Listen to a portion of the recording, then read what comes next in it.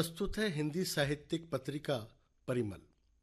आज के परिमल कार्यक्रम में आप सुनेंगे एक परिचर्चा जिसका विषय है हिंदी साहित्य में अनुवाद की भूमिका। इसमें भाग ले रहे हैं डॉक्टर राजेंद्र तोकी व डॉक्टर सुरेश नायक।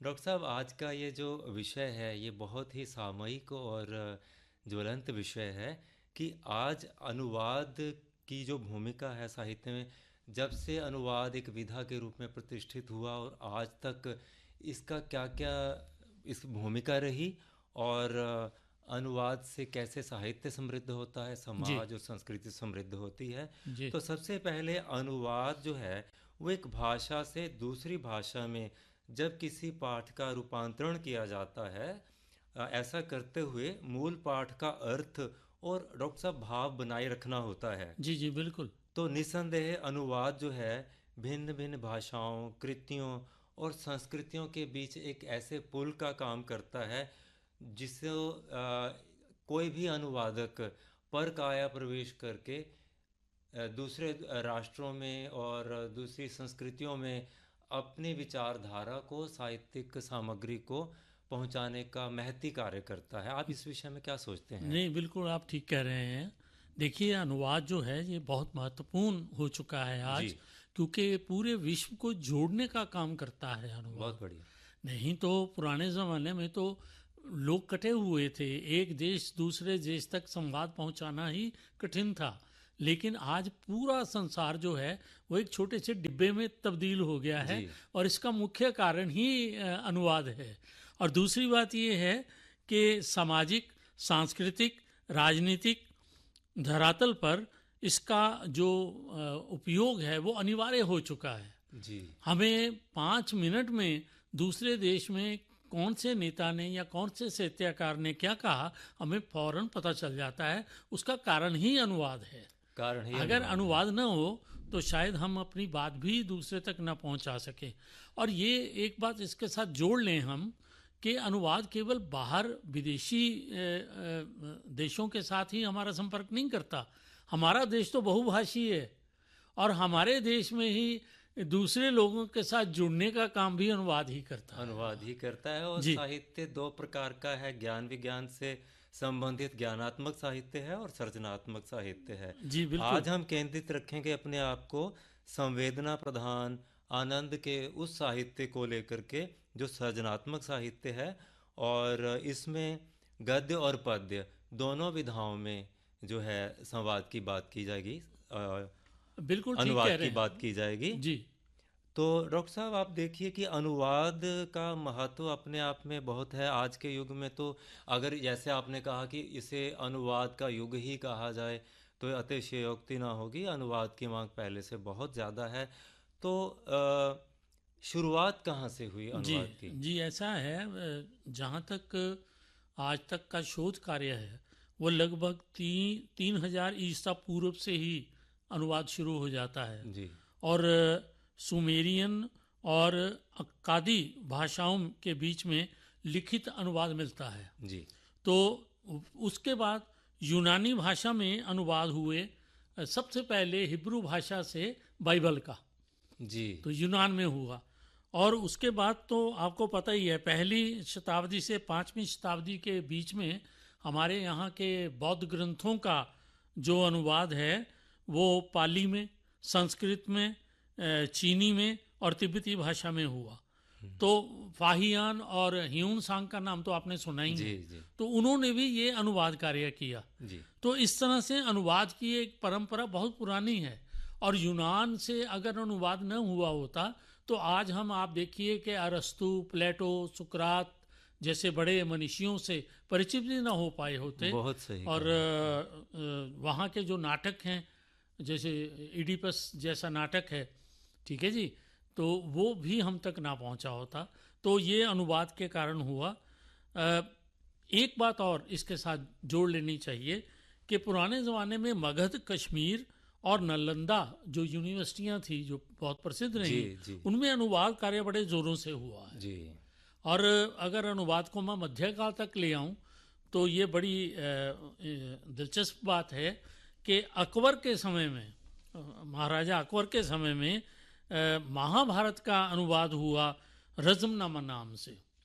और उस समय तो उन्होंने अनुवादक रखे थे 8 अकबर ने, तो जिनमें अब्दुल समद और बाकी अनुवादक भी थे। तो उन्होंने बहुत से अनुवाद किए। और एक चीज़ और यहाँ बहुत उल्लेखनीय है जी, वो ये कि दारा शिकोह का नाम आप सब लोगों ने सुना है, और ये माना जाता है कि उन्होंने उपनिषदों का अनुवाद फारसी में किया। बहुत बढ़िया। और ये बहुत महत्वपूर्ण बात है।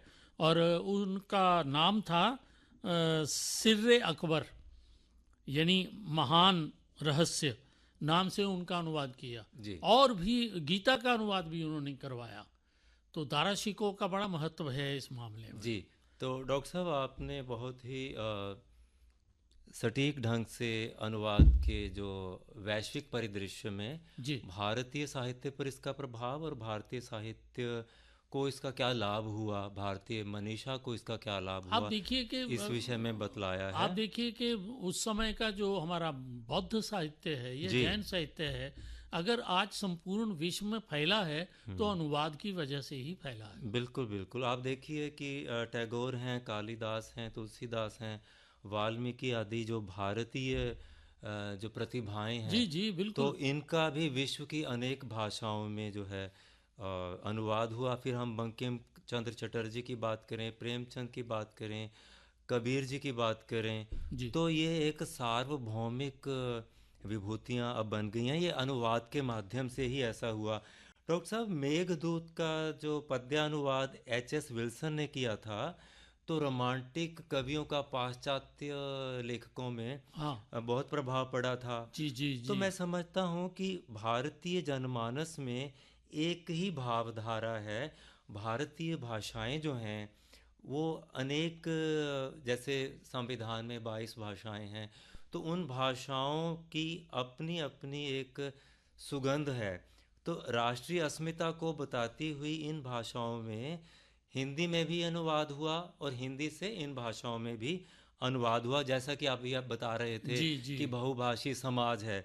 तो इस विषय में आप थोड़ा बताना चाहेंगे कि किस प्रकार से भारत की जो भाषाएं हैं कैसे संगुम्फित हैं हिंदी के साथ।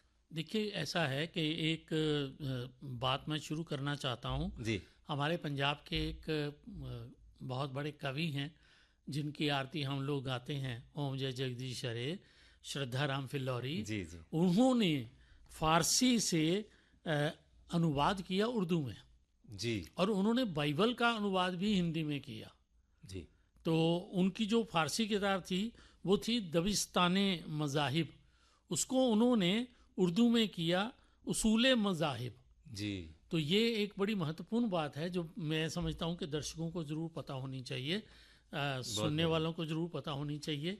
अब रही हमारे भारतीय भाषाओं की बात, तो मेरी दृष्टि में जितना मेरा अध्ययन है, मुझे लगता है कि 3 भाषाओं से तो हिंदी में अनुवाद बहुत ज़्यादा हुआ है। एक बंगला भाषा है, अभी कुछ का नाम आपने लिया, और एक पंजाबी भाषा है, और एक उर्दू भाषा है। जी तो बंगाल में तो अभी मैंने आपको बताया, आपने टैगोर का नाम लिया, शरद चंद्र चटर्जी हैं, बंकिम चंद्र हैं, ताराशंकर बंदोपाध्याय हैं, बिमल मित्र की लगभग सारी रचनाएं हिंदी में आपको पढ़ने को मिल जाएंगी। समरेश वसु हैं, अच्छा महाश्वेता देवी जो तो आज की कहानीकार और उपन्यासकार हैं, बड़ी मशहूर हैं। और तो इस तरह से इन लोगों ने किया काम। और दूसरा पंजाबी में तो हम पंजाबी हैं, तो पंजाबी से हिंदी में अनुवाद अमृता प्रीतम जी को तो सभी लोग जानते हैं, नानक सिंह, गुरदयाल सिंह, करतार सिंह दुग्गल, हरभजन सिंह, राम स्वरूप पनखी, कुलवंत सिंह विर्क, और पाश की तो कविताएं, और कहीं कहीं बारिश शाह का भी अनुवाद हिंदी में किया गया। जी तो मैं समझता हूँ हिंदी पाठकों को पंजाबी साहित्य से परिचित करवाने का काम अनुवाद के माध्यम से ही हुआ। जी रही बात उर्दू की, तो उर्दू में तो इतना अनुवाद हुआ है कि अभी मैं बोलने लगूंगा तो शायद पूरा समय ही लग जाएगा। लेकिन आप देख लीजिए, मंटो है, कृष्ण चंद्र हैं, राजेंद्र सिंह बेदी हैं, ख्वाजा अहमद अब्बास हैं, इसमें चुगताई हैं, और अहमद फराज हैं, शहरयार हैं, बशीर बद्र हैं, वसीम बरेलवी हैं जो आज के शायर हैं, और उनके साथ साथ पुराने शायर जिनमें मिर्ज़ा गालिब हैं, मीर तकी मीर हैं, ज़ौक़ हैं, मोमिन हैं, इकबाल हैं, और मुनव्वर राणा हैं। तो ये सारे लोगों का ट्रांसलेशन हिंदी में हुआ है।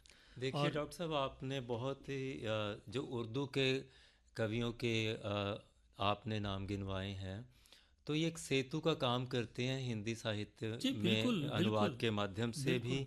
और हम देखते हैं पुनः यदि हम हिंदी साहित्य पर थोड़ा सा केंद्रित करें अपने आप को, तो जैसे ईसाई धर्म प्रचारक पूर्व स्वतंत्र युग में थे, तो बाइबल का हिंदी अनुवाद शुरू हुआ।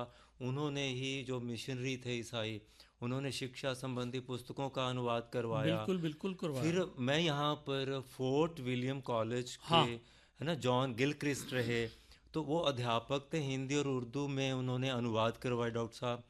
फिर राजा लक्ष्मण सिंह को यहाँ पर मैं उल्लेख करना चाहूँगा, उन्होंने कालिदास के ग्रंथों का अनुवाद करवाया था। जी बिल्कुल। और भारतेंदु युग में तो पाश्चात्य व भारतीय कृतियों का अनुवाद उनके जो समकक्ष रहे, समकालीन लेखक रहे, उन्होंने किया। खुद भारतेंदु ने भी किया। और डॉक्टर साहब, द्विवेदी युग में हिंदी भाषा का जो परिष्कृत रूप हम सब जानते हैं कि सामने आया, तो स्वयं महावीर प्रसाद द्विवेदी जो सरस्वती पत्रिका में अनेक भारतीय भाषाओं की रचनाओं का अनुवाद छापते थे जी, और मैथिली शरण गुप्त ने भी बहुत सा अनुवाद कार्य किया है। बिल्कुल। और यहाँ पर डॉक्टर साहब, हिंदी कहानी और उपन्यास पर यदि हम वैचारिक धरातल पर, सैद्धांतिक या दार्शनिक धरातल पर, या शैली की दृष्टि से भी यदि प्रभाव की बात करें, तो अंग्रेज़ी के अनुवादों का प्रभाव पड़ेगा। और इसमें मैं ये ज़रूर जोड़ूंगा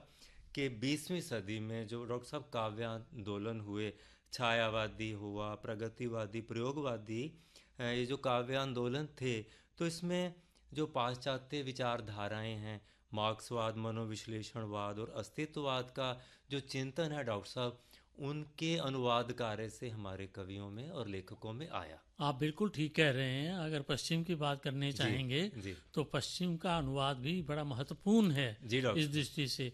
पहले आपने मनोविज्ञान की बात की, अब देखिए सिगमंड फ्राइड की किताब का अनुवाद हिंदी में है, और एडलर की किताब का अनुवाद, और कार्ल गुस्ताफ युंग की 2 किताबों का अनुवाद हिंदी में हो चुका है। जी। तो और इसी तरह से दर्शन शास्त्र के क्षेत्र में एक बड़ी महत्वपूर्ण किताब है विल ड्यूरेंट की स्टोरी ऑफ फिलॉसफी, उसका भी अनुवाद हिंदी में हो चुका है।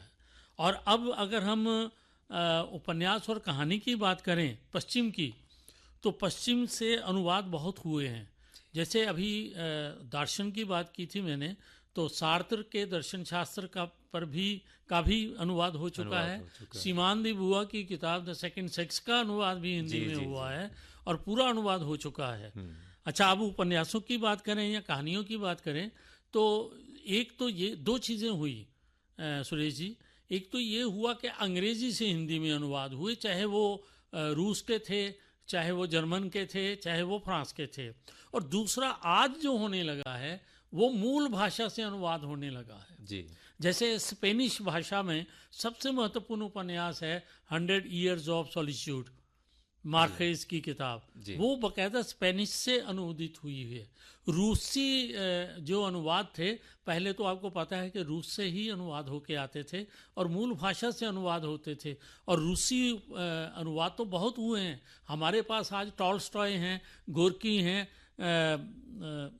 चेखव हैं, दोस्तोयेवस्की हैं, और पुश्किन हैं, गोगोल हैं। तो ये सारे के सारे अनुवाद रूस से होकर हिंदी में आए जी।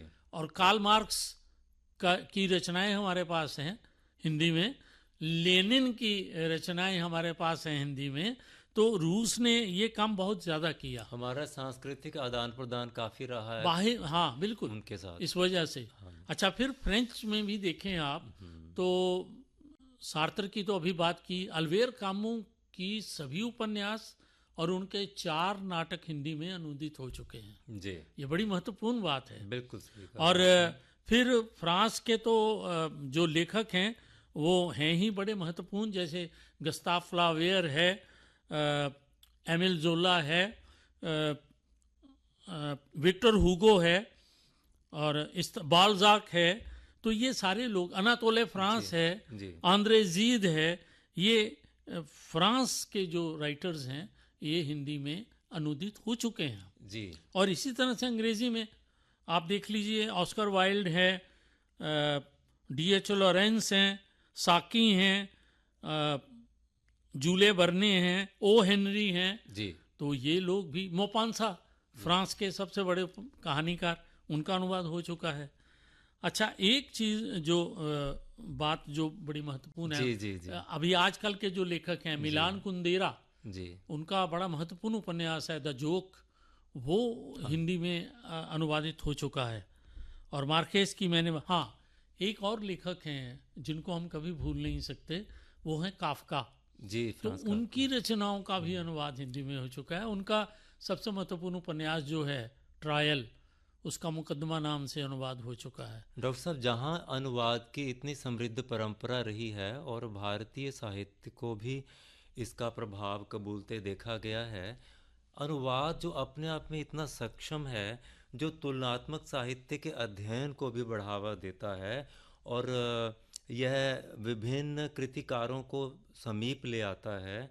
जैसे अभी हम बात करें सूरदास और नरसिंह मेहता की कृष्ण भक्ति की, अगर हमने तुलना करनी है, और हिंदी के प्रेमचंद व रूस के मैक्सिम गोर्की की हाँ, तुलना बिल्कुल करनी है, बिल्कुल। तो ये हमें अनुवाद ही वो मंच प्रदान करता है। फिर अनुवाद देखिए, भाषा का विकास करता है, शब्दावली का अंगीकरण करता है। आप देश विदेश की यात्रा ना कर सकें, लेकिन पढ़कर आप सीख सकते हैं। फिर भाषायिक सौहार्द और बौद्धिक विकास बनता है। लेकिन मैं यहाँ पर देखता हूँ, इतना महत्व होने के पश्चात भी जो अनुवाद है वह उस गति से और उस गुणवत्ता से आगे नहीं आ रहा। लोगों की एक जो सामान्य अभिरुचि है साहित्य की संकल्पना को लेकर के अथवा अनुवाद की महत्ता को लेकर के, वह कम देखने को मिलती है। तो अनुवाद का यह जो वर्तमान परिदृश्य है, उस परिदृश्य को हम किस प्रकार से विकास की ओर अग्रसर कर सकते हैं, और इसमें क्या क्या ऐसे अवरोध हैं डॉक्टर साहब आपकी दृष्टि में, जिन पर आप कुछ प्रकाश डालें? नहीं, बिल्कुल ठीक बात कही आपने। ये एक बड़ी समस्या है कि विश्व में जिस गति से अनुवाद हो रहा है, जी, हमारे हिंदी में वो गति नहीं है। जी, जी, ये बात तो सही है, लेकिन ये कहना कि अनुवाद हो ही नहीं रहा, ये भी गलत ही बात होगी। जी, जी, जी, क्योंकि मैं अभी आपको याद दिलाऊं कि अभी एक दो कुछ प्रकाशक ऐसे हैं जो अनुवाद कार्य बड़े महत्वपूर्ण तरीके से कर रहे हैं। पश्चिम के कुछ लेखकों की जीवनियाँ तक उन्होंने अनुवादित की हैं।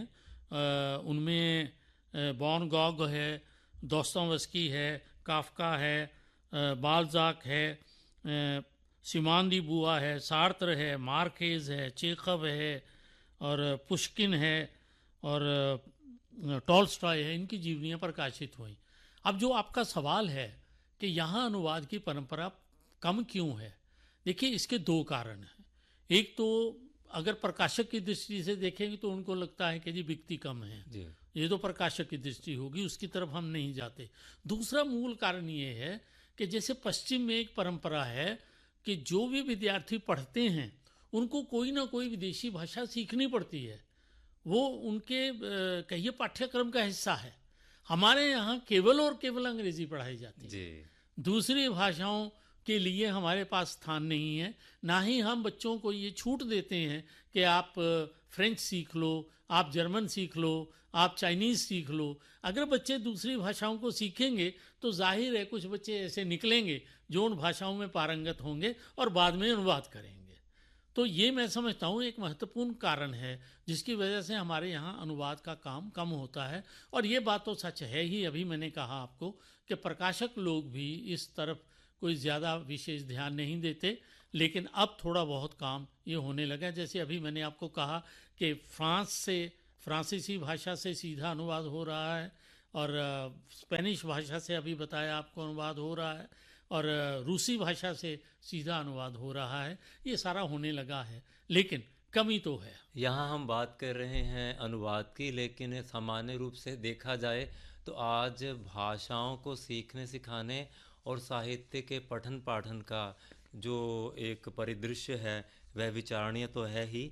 यहाँ पर मैं यह रेखांकित करना चाहूँगा कि साहित्य अकादमी द्वारा जो पुरस्कृत पुस्तकें होती हैं हिंदी से इतर रचनाओं का जब हिंदी में वो अनुवाद करवाते हैं, ये कर रहे हैं तो जी वो उसके काम। लिए बहुत बढ़िया ये कार्य कर बहुत रहे बढ़िया हैं। काम है जी। और हिंदी बल्कि का आपकी बात मैं बीच में जी, जी, टोक जी। रहा हूँ एक सेकंड के लिए जी, जी, जी। कि उनकी जो पत्रिका है समकालीन भारतीय साहित्य, भारतीय साहित्य तो हाँ, उसमें भारतीय साहित्य के ही अनुवाद जो हैं वो प्रकाशित वो किए इस पर जाते हैं, केंद्रित हैं। केवल हिंदी की रचनाएं नहीं होती। और इसमें मैं डॉक्टर साहब ये भी बतलाना चाहूँगा कि जैसे हमारी जो युवा पीढ़ी है अंग्रेज़ी स्कूलों में पढ़ करके, तो उनका एक जो आधार है अंग्रेज़ी भाषा से बना, तो बहुत ही जैसे अरुंधति राय हैं, अनीता देसाई हैं, चेतन भगत हैं, तो इनके जो उपन्यास हैं युवा पीढ़ी में बहुत लोकप्रिय हैं और सोशल मीडिया पर भी काफ़ी इन पर बात की जाती है। तो अंग्रेज़ी के इन कृतियों का हिंदी में जो अनुवाद हुआ है या अंग्रेज़ी के उपन्यासों का ही युवा पीढ़ी में लोकप्रिय होना एक आशा जगाता है कि कम से कम वे साहित्य के प्रति जागरूक हैं। लेकिन हम बात कर रहे हैं हिंदी के अनुवाद की, तो ऐसे में अंग्रेज़ी के द्वारा आना या हिंदी के आजकल के जो उपन्यासकार हैं उसके विषय में आप क्या कहेंगे? देखिए मैं आपको बताऊं, ये जो आपने अंग्रेजी की अभी बात की और जी। अरुंधति राय की बात की, जी। उनका जो सबसे प्रसिद्ध उपन्यास है God Lord of of small Small things, Things, yes. वो हिंदी में अनुवादित है, बिल्कुल प्रकाशित हो चुका है। और हमारे यहाँ तो अंग्रेजी के जो लेखक हैं मुल्कराज नंद है, आर के नारायण हैं जी। और अभी अमिताभ घोष हैं, तो उनकी रचनाओं का अनुवाद हिंदी में हुआ है।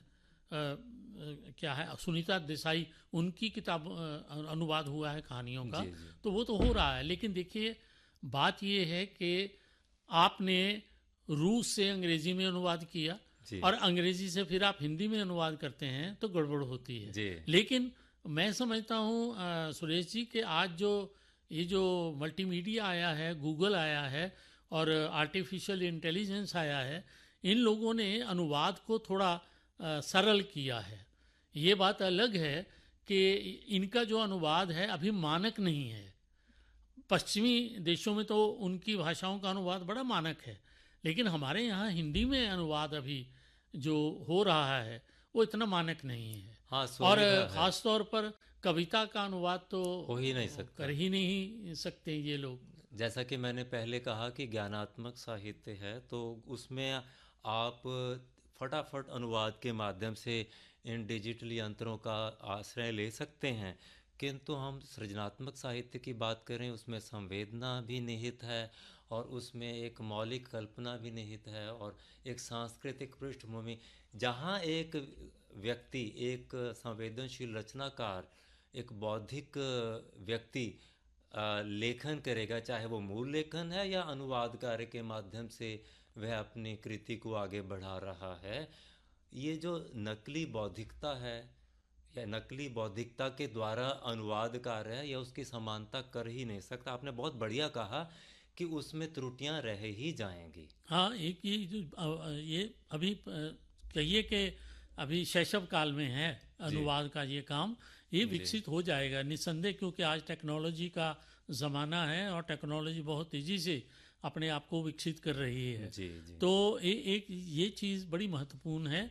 और दूसरी बात मैं ये समझता हूँ कि जहाँ तक सृजनात्मक साहित्य का सवाल है, वो तो चलिए उसके साथ अनुवाद का तो कोई संबंध नहीं है, लेकिन अनुवाद के लिए मानक रूप अभी इन मशीनी जो अनुवाद है उसमें आना अभी बाकी है। बहुत बढ़िया। आज के इस विषय में हमने साहित्य में अनुवाद की भूमिका पर बात की और दो भाषाओं, दो संस्कृतियों, दो समाजों, दो राष्ट्रों के बीच की कड़ी, यह अनुवाद कार्य अपने आप में बहुत महती है। साहित्य में इसका बहुत महत्व है और आगे इसकी संभावनाएं बहुत हैं, आशाएं बहुत हैं।